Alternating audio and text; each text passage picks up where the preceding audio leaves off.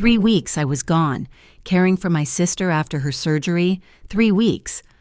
I returned to find my bedroom transformed into my daughter-in-law's manifestation love space, complete with crystals and sage smoke, so thick it choked me. They thought I was just a shadow in my son's past, a relic to be stored away. But this house holds a secret only my late husband and I knew about, and that secret would shatter every fake feng shui crystal they'd placed on what used to be my dresser. My name is Eleanor Whitford, and I've lived in this house for 37 years. The key turned in the lock the same way it always had, but the moment I stepped inside, I knew everything had changed. The smell hit me first, not the lavender potpourri I'd left on the hallway table, but something acrid and overwhelming. Sage, burning sage, thick enough to make my eyes water. "Mom?" Daniel's voice drifted from the living room, but he didn't come to greet me. No rushing footsteps, no help with my suitcase. Just that flat acknowledgement that I'd returned from 3 weeks of caring for my sister Martha in Ohio after her hip replacement.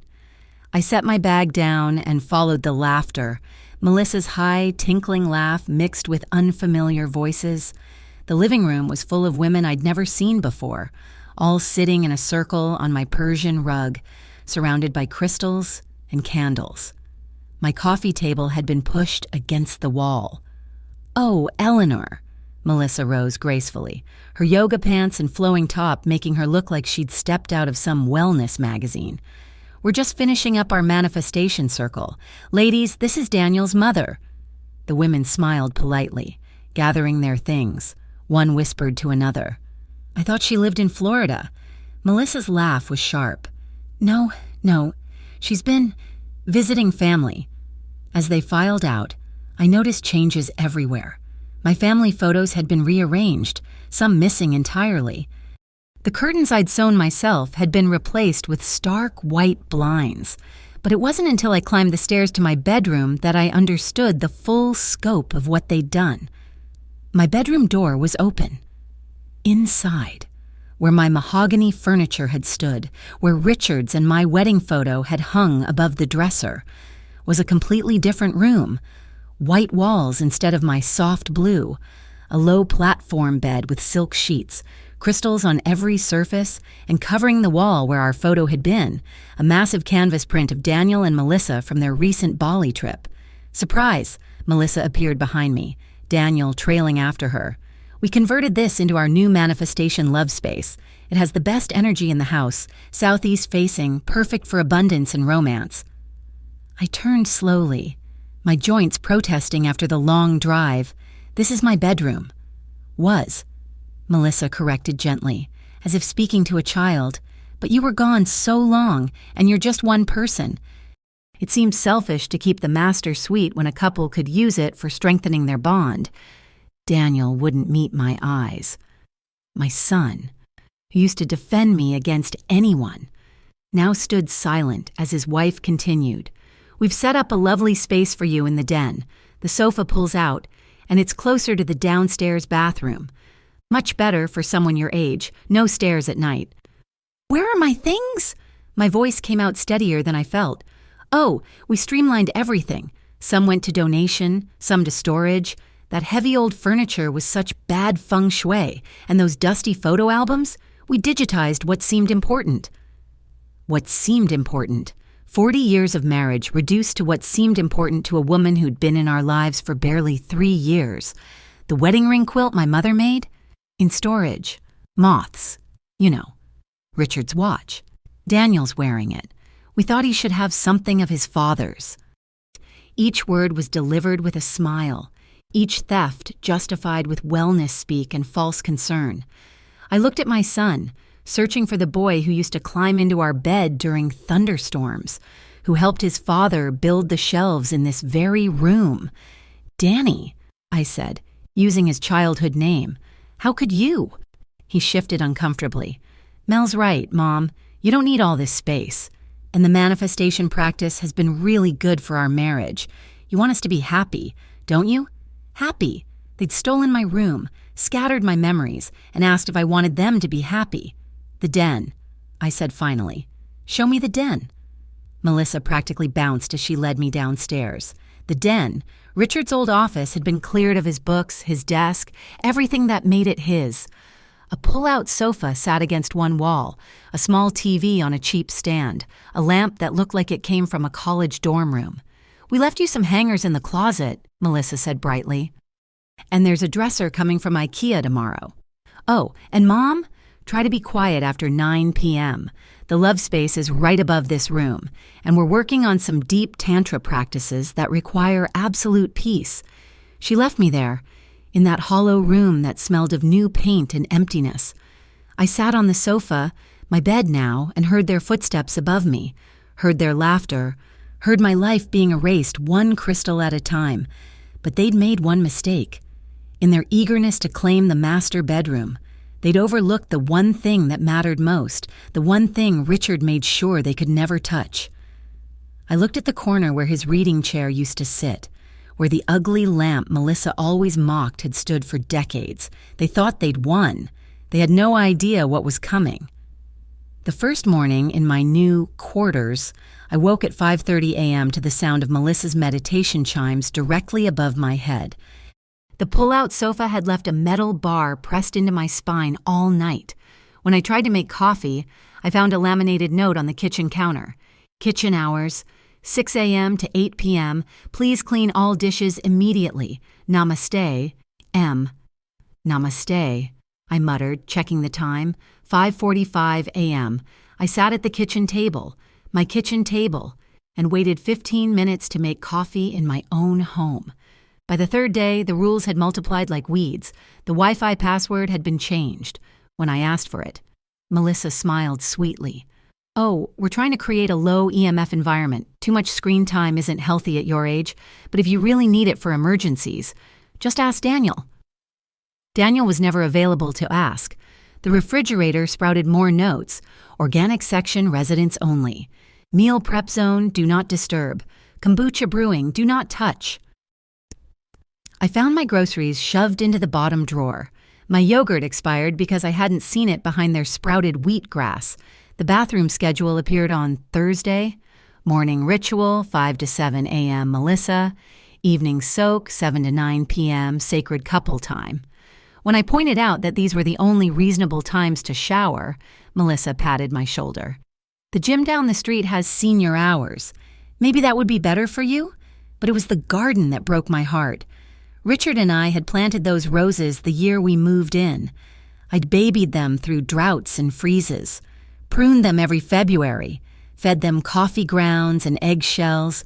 Now they were dying, leaves yellowing and dropping. "We're transitioning to a rock garden," Melissa explained when I found her directing 2 landscapers to rip out my lavender. "Less maintenance, more zen." Plants are so needy, don't you think? I wanted to scream that she was the needy one, that she was a parasite sucking the life from this home. Instead, I knelt by my roses, trying to save what I could. "Oh, Eleanor," she sighed, watching me work. "This attachment to things is really unhealthy. Have you considered therapy? I have a wonderful energy healer who could help you let go." That evening, I sat in the den listening to their dinner party above. Melissa's friends cooed over the renovations, praised her spiritual vision. "It must be so hard," one said, "dealing with elderly in-laws who can't adapt." "We're doing our best," Melissa replied. "But some people just resist evolution." They laughed in my own home. They laughed about me like I was already gone. Saturday brought the final insult. I woke to find my door open and Sophie, my 8-year-old granddaughter, standing there with tears in her eyes. She was holding something behind her back. "Grandma," she whispered, "I'm not supposed to be here. Mom says your energy is too heavy for me. Come here, sweetheart." I pulled her into a hug, feeling her little body shake. She showed me what she was holding, a piece of fabric cut from my mother's wedding ring quilt. They were going to throw it away, said it was moldy, but it's not. "Grandma, it smells like you." I held that scrap of fabric, each tiny stitch placed by my mother's hands, and felt something harden inside me. They could take my room, mock my things, treat me like a ghost in my own home, but using my granddaughter as a weapon, teaching her that loving her grandmother was wrong? Sophie, Melissa's voice cut through the moment. What did I tell you about bothering Grandma? Sophie scurried away, but not before pressing the fabric into my hand. Melissa stood in the doorway, yoga mat under her arm, disapproval radiating from every pore. Eleanor, we need to talk about boundaries. Sophie is at a very impressionable age, and your negative energy— My negative energy? I stood, my knees creaking. I'm her grandmother. Yes, well, we're trying to raise her in a positive environment, and frankly, your resistance to change, your hoarding tendencies, your refusal to embrace growth, it's all very toxic. Toxic. The woman who'd stolen my home, who was killing my garden, who was turning my son against me, called me toxic. Get out of my room, I said quietly. She laughed, actually laughed. Your room? Eleanor, I think you're confused. This is a temporary guest space. In fact, Daniel and I have been discussing assisted living options, somewhere with people your own age, activities, medical support. It would be so much better for everyone. She left for her yoga class, and I sat on that pull-out sofa, holding the scrap of my mother's quilt. They wanted me gone, not just from my bedroom, but from my home, from my family, from my life. I looked at the corner where Richard's chair used to sit. His voice echoed in my memory. If they try to erase you, don't make a scene. Be smarter than that. Time to be smart. Time to remember what Richard and I had hidden all those years ago. Time to show them that this old woman they'd written off still had teeth. But first, I needed to make a phone call. And for that, I needed the Wi-Fi password. That night, I couldn't sleep. Not because of the metal bar in the sofa bed or Melissa's chanting above me, but because Richard's voice kept echoing in my head. The lamp. Ellie. Remember the lamp? It was the ugliest thing, a brass monstrosity with a stained glass shade that Richard's aunt had given us as a wedding gift. For 40 years, it sat in our bedroom, and for 40 years. Melissa had made snide comments about it whenever she visited. That thing is such bad feng shui, she'd say. It blocks the energy flow. But Richard had insisted we keep it. Some things are worth more than they appear. Ellie. Some things are insurance. I waited until 2 a.m., when even Melissa's meditation music had finally stopped. The house was dark, silent except for the settling sounds old houses make. I crept upstairs, avoiding the creaky third step, the loose board by the bathroom. This house and I knew each other's secrets. Their bedroom door, my bedroom door, was cracked open. I could hear Daniel snoring, the same way his father used to snore. For a moment, I almost turned back. This was my son, my baby boy. But then I heard Melissa murmur in her sleep, finally got rid of her, and my resolve hardened. The lamp sat in the hallway, shoved between a fake plant and one of Melissa's crystal displays. They hadn't thrown it out yet, probably planning to make a ceremony of it, burning sage while they tossed out the last piece of bad energy. I carried it downstairs, my hands trembling not from age but from anticipation. In the harsh fluorescent light of the kitchen, I turned it over. The brass base was heavy, solid. Richard had spent hours in his workshop the week after his diagnosis, said he was fixing the wiring. I'd never questioned it. The felt bottom peeled away easily. Inside, a small compartment had been carved out, and there it was, a micro cassette recorder and a folded document, sealed in plastic. My hands shook as I unfolded the paper. Richard's handwriting, still clear after 5 years. Trust agreement for the Whitford family residence, established January 15th, 2010. I read through the legal language, remembering the day we'd signed it. Richard had been so insistent, so careful. We need to protect you. Ellie, Daniel's a good boy, but he's weak. And that woman he's with. He'd seen what I'd refused to see. The key clause was highlighted. Should Eleanor Whitford be subjected to mental, emotional, or physical abuse, harassment, or deliberate displacement from her primary residence by any beneficiary, said beneficiary forfeits all rights to the trust. The trustee, Eleanor Whitford, may invoke this clause with appropriate documentation of violations. The recorder held Richard's voice, clear and strong despite the cancer that was eating him alive. Richard Whitford, being of sound mind, established this protection for my wife Eleanor. Our home is her sanctuary. Anyone who tries to drive her from it will lose everything: the house, the investments, all of it. Eleanor knows where to find Margaret Doyle when the time comes. Margaret has copies of everything. Don't let them win. Ellie, don't let them erase you. I sat at my kitchen table. Yes, my kitchen table. Despite the notes and rules and restrictions, and listened to his voice again. Then I noticed something else in the compartment. Photos.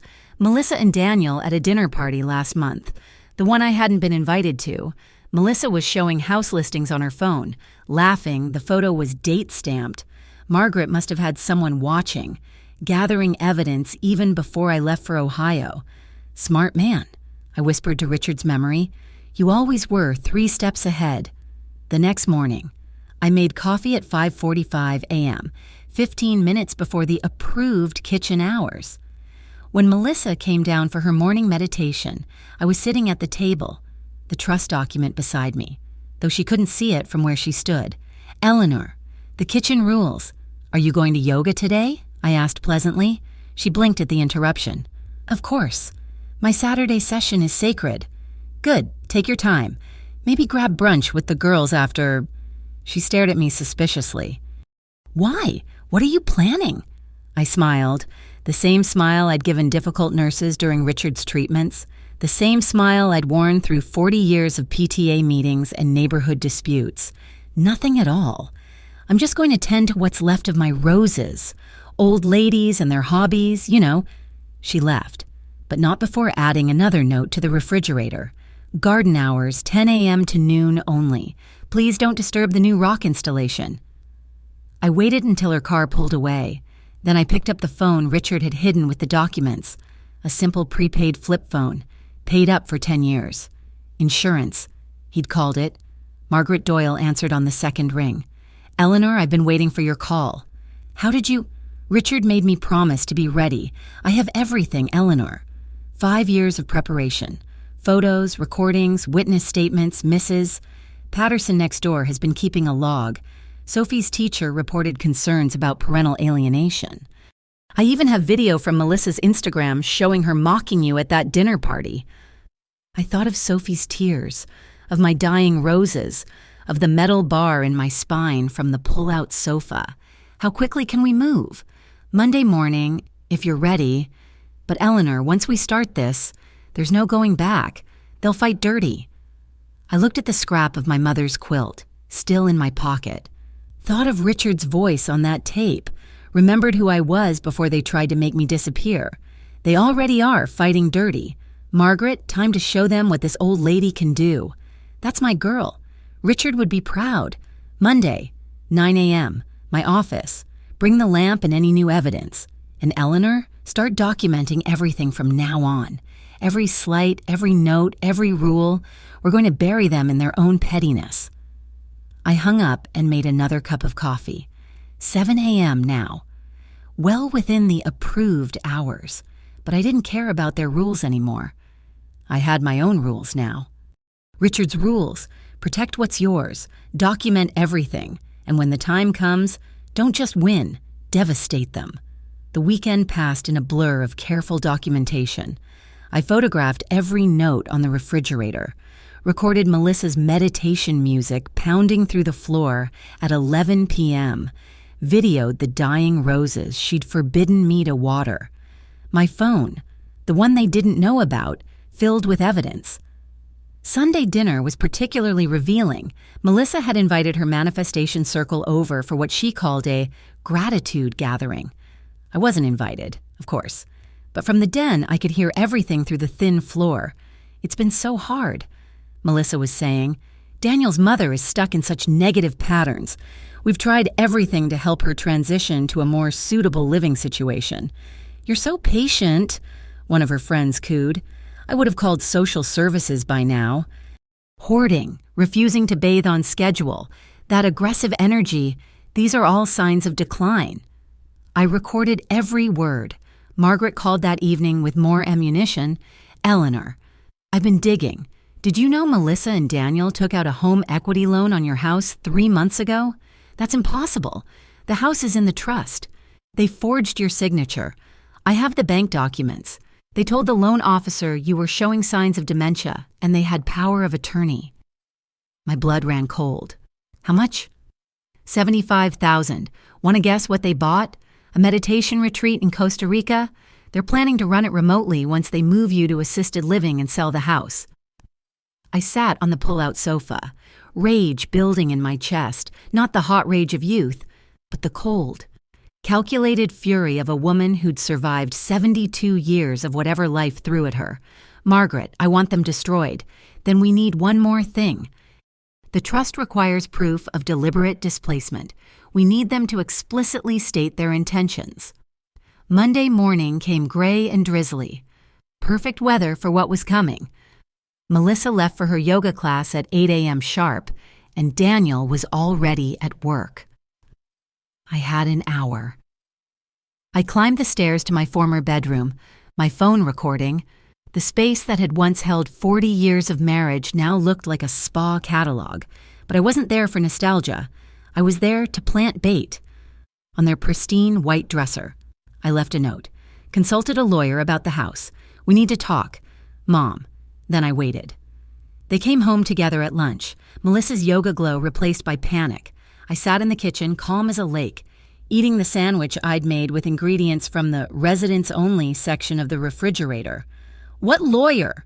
Daniel demanded. His face flushed. A friend of your father's. Something about the house being in a trust? I'm old. Danny? I don't understand these things. But she said you took out a loan? Melissa's mask slipped.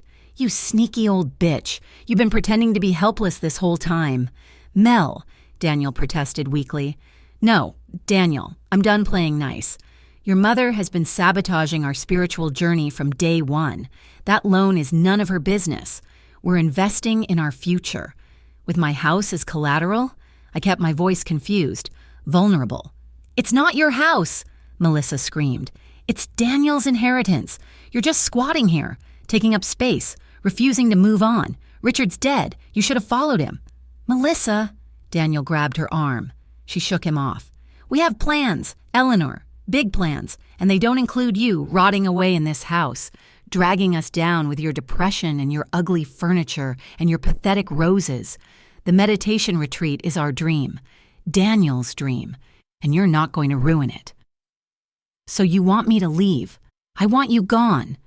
Assisted living, Florida, a grave next to Richard. I don't care. But this house is ours. And if I have to have you declared incompetent to get it, I will. Doctor. Krishnan already agreed to evaluate you. One word from me about your hoarding, your aggression, your confusion, and you'll be in memory care before you can spell dementia. Daniel said nothing. My son, my baby boy, stood there and let his wife threaten to have me locked away. I pulled out my phone and stopped the recording. Thank you. That's all I needed. The color drained from Melissa's face. You recorded, Daniel? She entrapped us. No, I said, standing slowly. I protected myself. Something Richard taught me. Always protect yourself from people who smile while they stab you. That recording means nothing, Melissa sputtered. It's probably not even legal. Legal enough for the trust provisions? You threatened me, confirmed you're trying to displace me, admitted to fraud. Margaret Doyle will explain the rest at 9 a.m. tomorrow. I suggest you bring a lawyer. I walked past them, past their shocked faces, past the notes and rules and restrictions. In the den, I pulled out my suitcase, the one they hadn't thrown away because it was too old and ugly for their aesthetic. Where are you going? Daniel finally found his voice. Margaret's guest room. I won't spend another night being erased from my own home. Mom, wait. We can work this out. Melissa didn't mean... She meant every word, and so did you, with your silence. I faced my son, seeing Richard's weak chin, his inability to stand up for what mattered. Your father knew this would happen. He planned for it. The only thing he didn't predict was how much it would hurt to watch you let it happen. Melissa was on her phone, frantically Googling. Her face went white as she found what she was looking for. Margaret Doyle's reputation preceded her, the lawyer who'd never lost a trust case, who specialized in elder abuse, who'd once reduced a Fortune 500 CEO to tears in court. This isn't over, Melissa hissed. I smiled, Richard's words echoing in my mind. Oh, honey, it hasn't even begun. I left them standing in my kitchen, surrounded by their crystals and manifestation boards and sticky notes trying to control a life that was never theirs to control. The lamp sat heavy in my bag, Richard's voice safe in my pocket, justice waiting in Margaret's office. They wanted me gone? They were about to learn what gone really meant. Gone with everything they thought they'd stolen. Gone with their dreams of Costa Rica. Gone with any claim to the life Richard and I had built. Be smart, Richard had said. Be devastating. I was ready to be both. Margaret Doyle's office occupied the top floor of a historic building downtown, all dark wood and leather-bound books. It smelled like justice and old paper. Melissa and Daniel arrived 15 minutes late, trailing a nervous-looking young lawyer they'd probably found on Google, Mrs. Whitford. Margaret greeted me warmly, ignoring the others. Shall we begin? The conference table was already set with documents, photographs, and a small digital player. The lamp sat at the center like an ugly brass mediator. This is harassment, Melissa started before even sitting down. Elder abuse, actually. Forcing an old woman from her home. Interesting choice of words, Margaret interrupted smoothly. She pressed play on the digital recorder. Melissa's voice filled the room. I want you gone. Assisted living, Florida, a grave next to Richard. I don't care. Their lawyer, a sweaty man named Brendan something, shuffled papers nervously. That recording was obtained without consent. It's inadmissible. In criminal court, perhaps, Margaret smiled like a shark. But this isn't criminal court. This is a trust matter, and the trust specifically allows for any form of documentation to prove abuse or displacement. She laid out photograph after photograph. The refrigerator notes, the bathroom schedule, my dying roses, Sophie crying, the loan documents with my forged signature. Now, Margaret continued, let's discuss the Whitford Family Trust, created January 15th, 2010. Mr.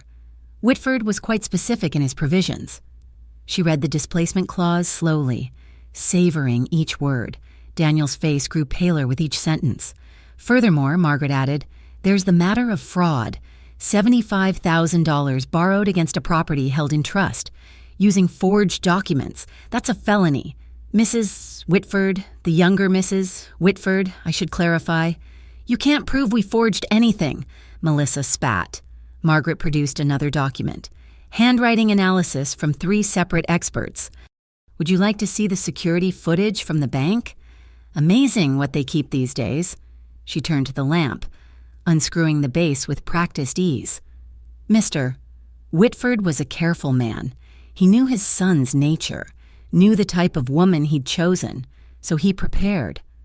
Richard's voice filled the room, strong and clear despite the years. If anyone tries to force Eleanor from her home, they forfeit everything.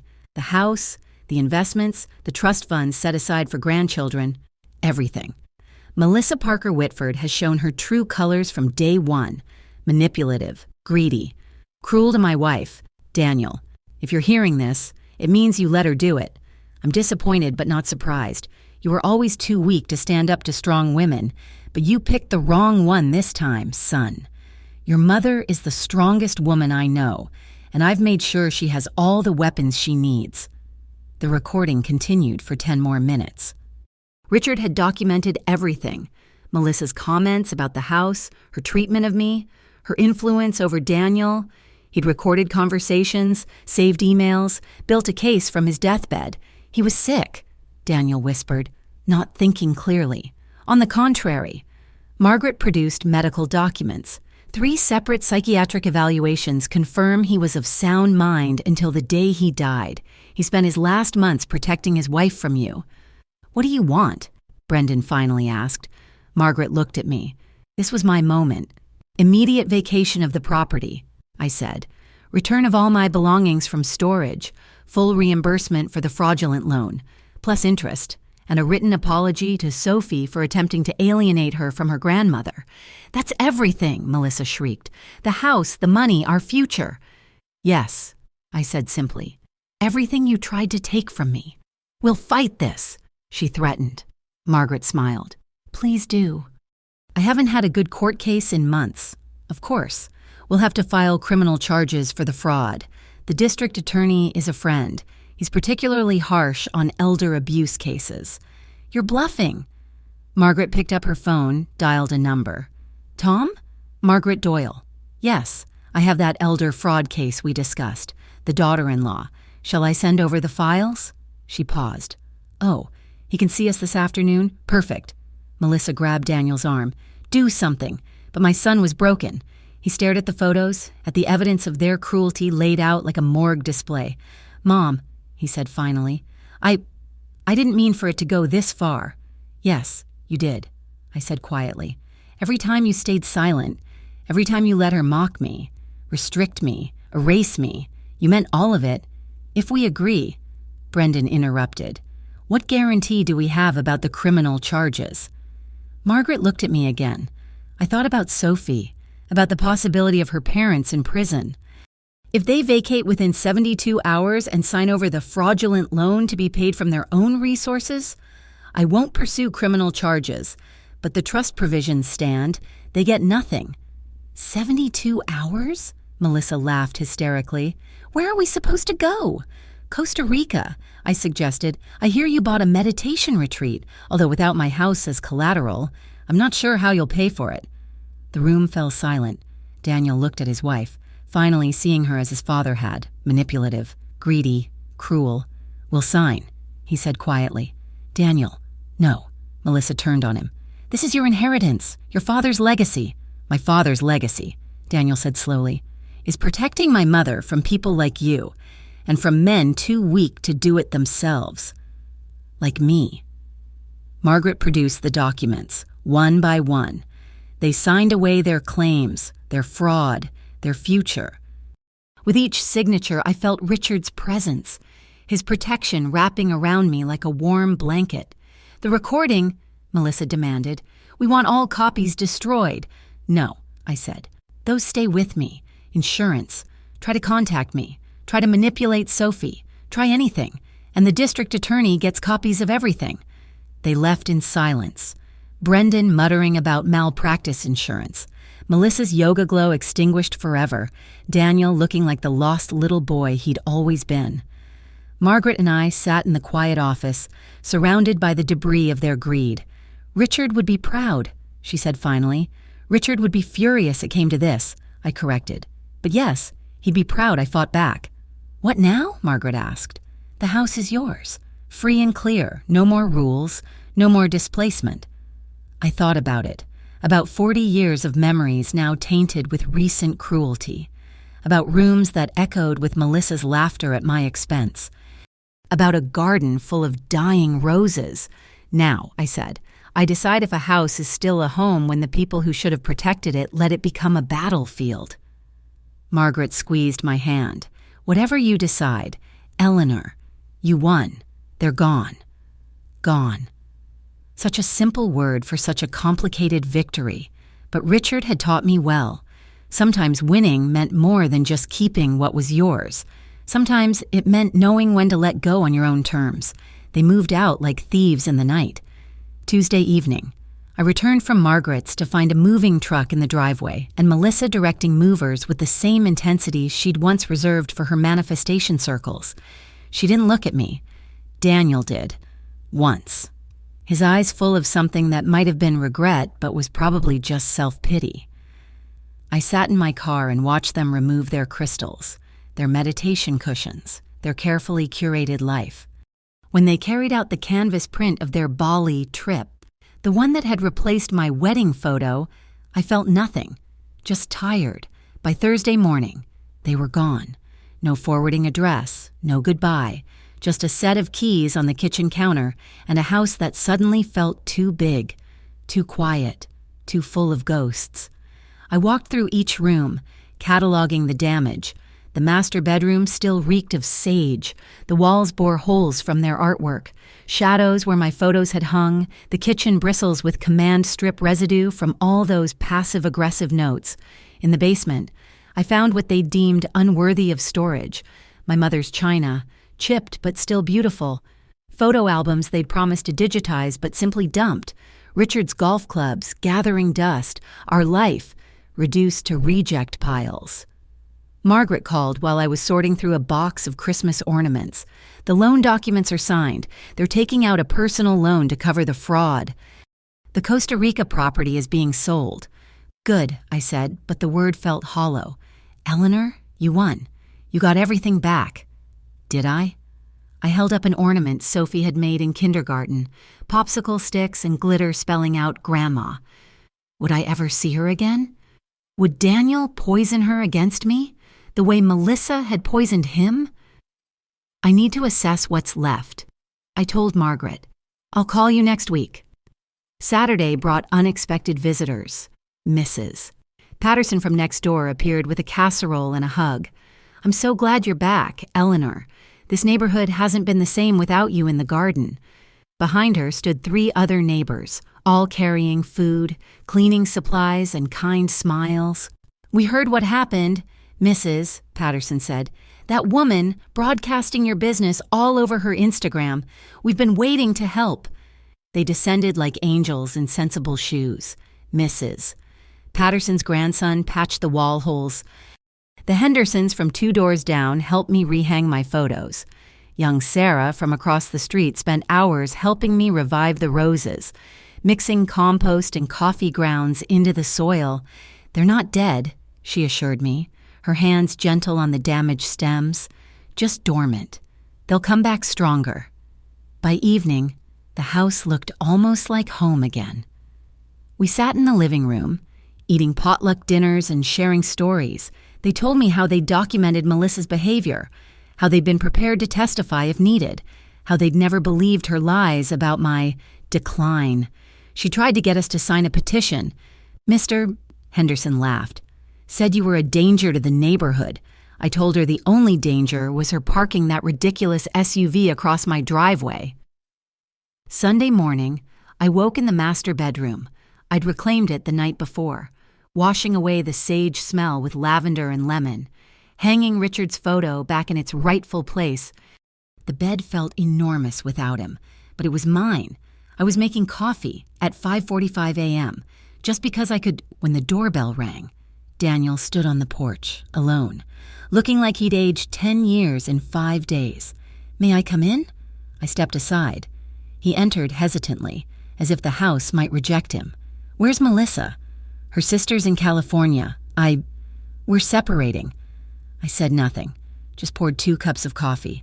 Mom, I'm sorry. I know that's not enough. I know I can't undo what we did, but I need you to know that I see it now. All of it. How she manipulated me. How I let her. How we tried to erase you. Why now? I asked. What changed? He pulled out his phone, showed me a text thread. Melissa to her sister. Phase 1 complete. Once the divorce goes through and I get half his assets, I'll come out there. Old bitch won't pursue criminal charges if we stay away. Daniel's too pathetic to fight me on custody. Sophie will adjust. She never loved me, he said unnecessarily. Or Sophie. We were just stepping stones. I could have said I told you so. Could have listed every warning sign he'd ignored, every red flag he'd rationalized. Instead, I asked, what about Sophie? I won't let her take my daughter. For the first time in years, I saw Richard's steel in Daniel's spine. I'm filing for emergency custody tomorrow. Mom, I need to ask. I know I have no right. You need a place to stay. He nodded, tears threatening. Just until I figure things out, I'll sleep in the den. I won't touch anything. I'll follow any rules you set. Daniel, I stopped him. There are no rules. There never should have been. This is your home. It always was. You just forgot for a while. He broke then, sobbing like the little boy who used to climb into our bed during storms. I held him, feeling the weight of his regret, his shame, his fear. She's gonna fight dirty, he warned through tears. She'll use everything against us. I thought of the lamp, still ugly, still precious now back in its place, of Richard's voice on those recordings, of Margaret's shark smile, of neighbors ready to testify, of a garden that would bloom again. Let her try, I said. This family has experience with fighting dirty, and this time, you're on the right side." Daniel moved into his childhood bedroom that night. It would be complicated, rebuilding trust, rebuilding our relationship. But as I tucked Sophie's popsicle stick ornament back onto our Christmas tree, yes, in July, because I felt something I hadn't felt in years. Hope. The house was quiet but not empty, wounded but not broken, ready to be a home again for however long I chose to keep it. Margaret had been wrong. I hadn't won everything back. I'd won something better. I'd won the chance to decide what was worth keeping. The custody battle was brutal, as predicted. Melissa hired a shark lawyer from Los Angeles who painted Daniel as unstable, me as vindictive. But we had Margaret, and Margaret had been preparing for this since the day Richard died. Sophie testified in the judge's chambers. I wasn't there, but Daniel said she told them about the no-bothering grandma rules, about watching her parents pack up my things while laughing, about the piece of quilt she'd saved because Mom said it was garbage, but it smelled like love, an 8-year-old understanding love better than her own mother. The judge granted Daniel full custody with supervised visitation for Melissa. She screamed about discrimination, about cosmic injustice, about negative energy affecting her chakras. The bailiff had to escort her out. That night, Sophie moved in officially.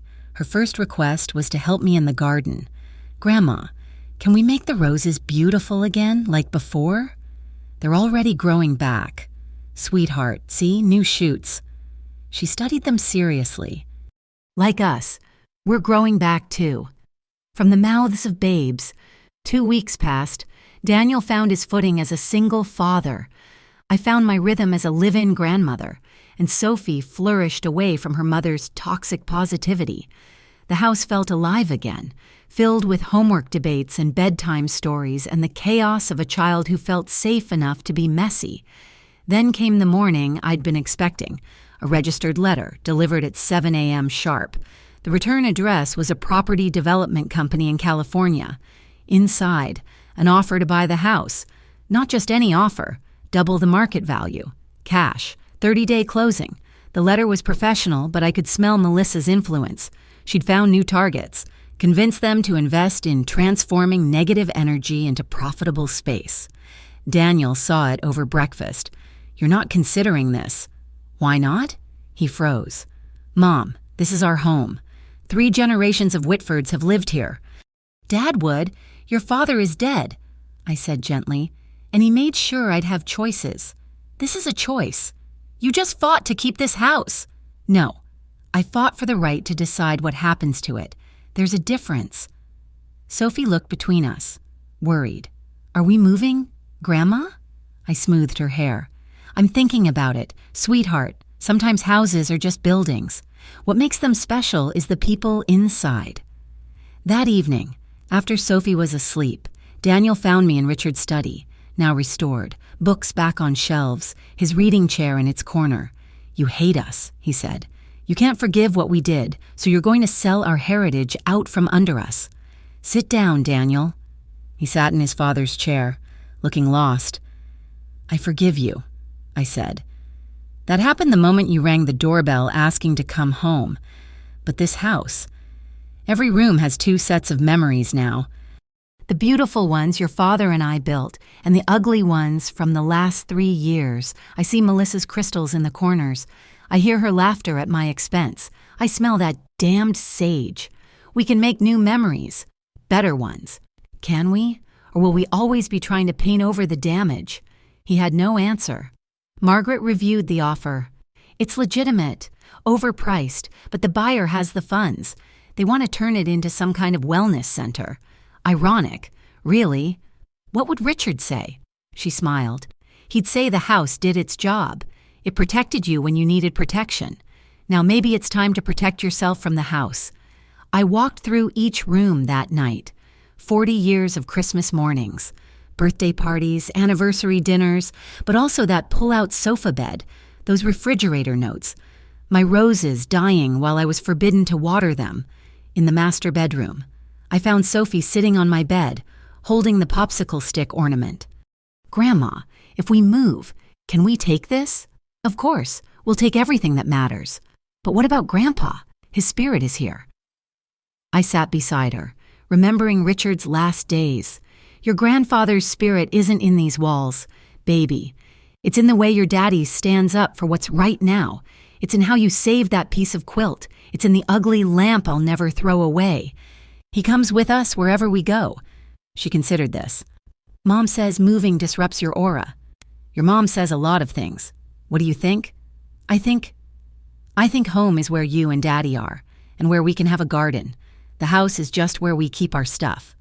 I hugged her tight, this wise child who understood what adults made complicated.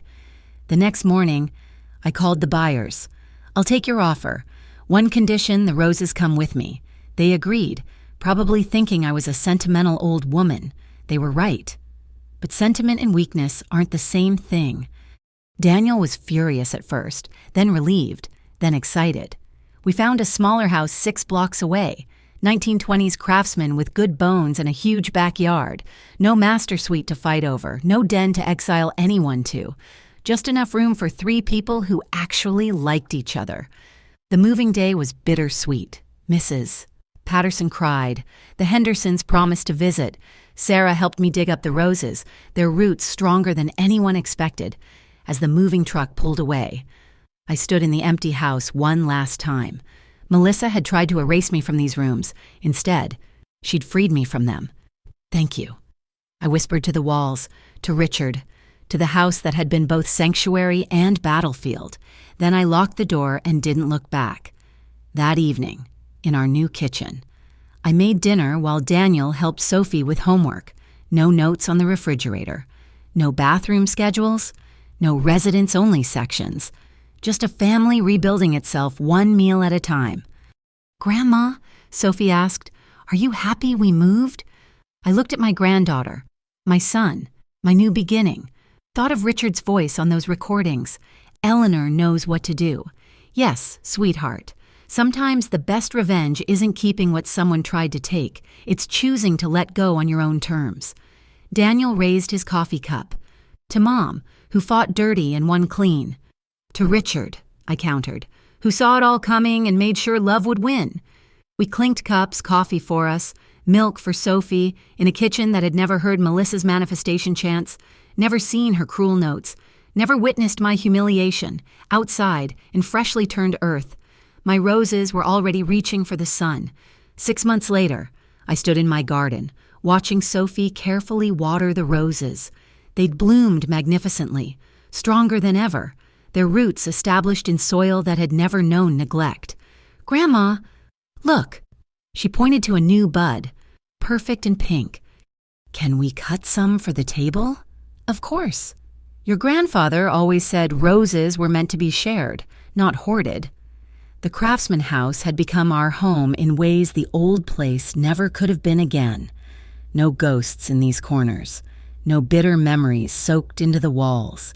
Just 3 generations learning to trust each other again. Daniel had thrown himself into therapy and single fatherhood with the dedication he'd once reserved for pleasing Melissa. The weak chin was still there, but the spine behind it had strengthened. He'd even started dating, a teacher from Sophie's school who thought manifestation meant helping kids achieve their dreams through hard work. The doorbell rang. I wasn't expecting anyone, but in this neighborhood, surprise visitors meant banana bread and gossip. Not crystals and judgment. It was Margaret, holding a bottle of champagne and wearing her shark smile. Eleanor, I have news. We sat on the back porch, watching Sophie practice cartwheels while Daniel graded papers at the picnic table. A normal Tuesday evening, precious in its ordinariness. The wellness center went bankrupt, Margaret announced. Turns out the investors were running a Ponzi scheme. The house is in foreclosure. I felt nothing. No satisfaction, no regret. What happens to it now? Bank auction. It'll probably sell for half what you got. The California company lost everything, including, she paused for effect, Melissa's investment. She convinced them to let her buy in as a partner, put up the Costa Rica property as collateral. So she's broke, living with her sister, working at a yoga studio in Pasadena. Daniel's child support is her only stable income. I should have felt vindicated. Instead, I felt tired. She did it to herself, with spectacular efficiency. Margaret agreed. Richard would have appreciated the poetic justice. The house that protected you ended up destroying her. We drank champagne as the sun set, painting the sky in shades of pink that matched my roses. Margaret left after dinner, promising to handle the child support paperwork that Melissa kept forgetting to process correctly. Later, I found Daniel on the front porch, staring at his phone. She texted, he said, wants to reconcile, says she's grown, learned from her mistakes, found her authentic self. What did you tell her? Nothing yet. He showed me the message.